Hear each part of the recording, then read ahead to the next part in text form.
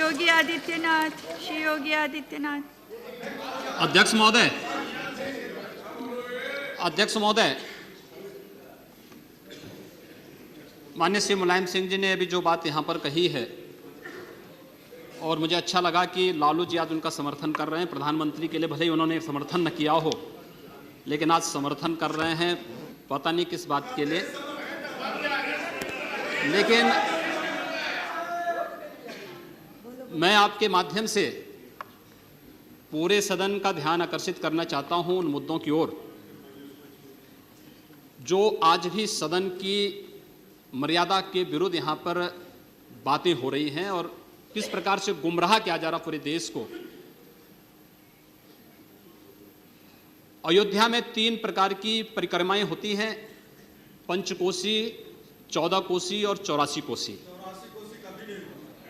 और महोदया, उसी परंपरा के अनुसार 84 कोसी परिक्रमा देश के संतों ने प्रयागराज महाकुंभ के अवसर पर 10,000 संतों ने वहां पर तय किया था और उसी के अनुसार परिक्रमा का यात्रा का कार्यक्रम तय हुआ था। महोदया, मैं स्पष्ट कर देना चाहता हूं कि अयोध्या में श्री राम जन्मभूमि, जिस पर माननीय उच्चतम न्यायालय ने इलाहाबाद उच्च न्यायालय की खंडपीठ के निर्णय के बाद स्थगन आदेश दिया है, उससे 25-30 किलोमीटर दूर बस्ती जनपद के मखोड़ा नामक स्थान से, जहां पर महाराज दशरथ ने पुत्रेष्टि यज्ञ किया था, उस स्थान से इस परिक्रमा यात्रा को प्रारंभ होना था और विशुद्ध धार्मिक यात्रा थी। इसमें किसी राजनीतिक दल का कोई हस्तक्षेप नहीं था। बिल्कुल 200-250 संतों को इस यात्रा में चलना था और 13 सितंबर तक ये 20 दिन की यात्रा है। लेकिन जिस प्रकार से धार्मिक स्वतंत्रता के मौलिक अधिकार पर उत्तर प्रदेश सरकार ने प्रहार किया है, महोदय, पहली बार ये देखने को मिला है कि लगभग 2000 से अधिक संतों को गिरफ्तार किया गया है और पूरी तरह अपमानित किया गया है। यहां तक कि अयोध्या जी में सरयू जी का स्नान करने वाले जो संत ऐसे हैं जो केवल सरयू जी का स्नान करते हैं, उसी का जल का ग्रहण करते हैं, उन्हें वहां सरयू जी का पूजन नहीं करने दिया गया, स्नान नहीं करने दिया गया, जबरन उठा करके बंद कर दिया गया, उन पर लाठियां चलाई गई हैं, पूरी तरीके से अपमानित करके। सबसे पहले तो सरकार ने हमारे संवैधानिक और मौलिक अधिकारों का हनन किया है।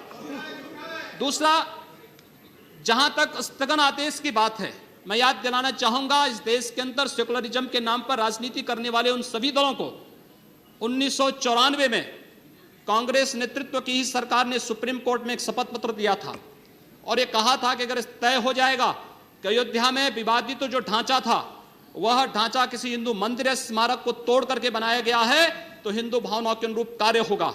आखिर यह साबित हो चुका है। अयोध्या में 30 सितंबर 2010 को इलाहाबाद उच्च न्यायालय की लखनऊ खंड पीठ की पूर्ण पीठ ने जो फैसला दिया है, उसमें तीनों जजेस ने एक स्वर से कहा है कि विवादित भूमि ही राम जन्मभूमि है और जब विवादित भूमि राम जन्मभूमि है तो फिर उसके लिए कानून बनाने की मांग इस देश का संत समाज कर रहा है, कोई पाप नहीं कर रहा है। हम अपने हक को मांग रहे हैं और हम ही मांग कर रहे हैं कि अयोध्या में राम जन्मभूमि में भव्य मंदिर का निर्माण होना चाहिए, कानून इस सरकार को लाना चाहिए, क्योंकि सुप्रीम कोर्ट में शपथ पत्र कांग्रेस नेतृत्व की सरकार ने उस समय दाखिल किया था और उसी क्रम में हम मांग कर रहे हैं। और संतों को उनके हकों से वंचित किया जा रहा है, उनके धार्मिक यात्रा को प्रतिबंधित किया जा रहा है, उन्हें अपमानित किया जा रहा है। और किस समाजवाद की बात मुलायम सिंह जी कर रहे हैं, किस संविधान की बात कर रहे हैं? ये समाजवाद है। स्वयं राष्ट्रीय अध्यक्ष हैं, इनके 2 भाई महासचिव हैं, इनका पुत्र प्रदेश अध्यक्ष है। कौन से समाजवाद की बात करते हैं? परिवारवाद की बात करते हैं। बेवकूफ बना रहे देश को, ये केवल देश को बेवकूफ बनाने का कार्य कर रहे हैं और बेवकूफ बना करके समाजवाद के नाम पर समाज को बेवकूफ बना करके सेकुलरिज्म की धज्जियां उड़ा रहे हैं। 30 दंगे उत्तर प्रदेश के अंदर हो चुके हैं महोदय, 1 वर्ष में 30 बड़े-बड़े दंगे। हर दंगे में हिंदू प्रताड़ित हुआ है, हिंदू जेल में बंद हुआ है और यह सरकार परंपरा की बात करती है। किस परंपरा की बात इस सरकार कर रही है? कि आतंकवादियों के खिलाफ दायर मुकदमों को वापस लेना कौन सी परंपरा का हिस्सा है? ये सरकार उत्तर प्रदेश के अंदर जिस प्रकार से सरकारी जमीनों को कब्रिस्तान के नाम पर आवंटित कर रहा है, कौन सी परंपरा का हिस्सा है? जिस प्रकार से वहां पर वहां के गरीबों, वहां के पिछड़ी जाति, वहां के अनुसूचित जाति के हकों पर डकैती डला करके ये सरकार जिस प्रकार से जंगल राज कायम की उत्तर प्रदेश के अंदर, आखिर वो किस परंपरा का हिस्सा है। और इसीलिए मैं आज के इस माध्यम से आपसे अनुरोध करना चाहूंगा, उत्तर प्रदेश सरकार ने उत्तर प्रदेश के अंदर हमारी धार्मिक भावनाओं का अपमान किया है, संतों को अपमानित किया है। इस सरकार को रहने का अधिकार नहीं होना चाहिए, इसे तत्काल बर्खास्त किया जाना चाहिए। आपसे मैं ये अनुरोध करूंगा कि भारत सरकार से मैं ये मांग करूंगा, ये सरकार लड़ाने का कार्य कर रही है, यह केवल मुस्लिम जिहादी आतंकवाद को प्रश्रय दे करके, हिंदुओं को अपमानित करके संतों का अपमान करना चाहती है। और इसीलिए 84 कोसी परिक्रमा को इसने रोका है। महोदया, जितनी फोर्स वहां लगाई गई अब समाप्त उसका करिए। दशांश भी, महोदया, उसका केवल दशांश भी केवल सुरक्षा के लिए देखी 200-250 संत अपनी धार्मिक यात्रा को शांतिपूर्ण ढंग से निकालते।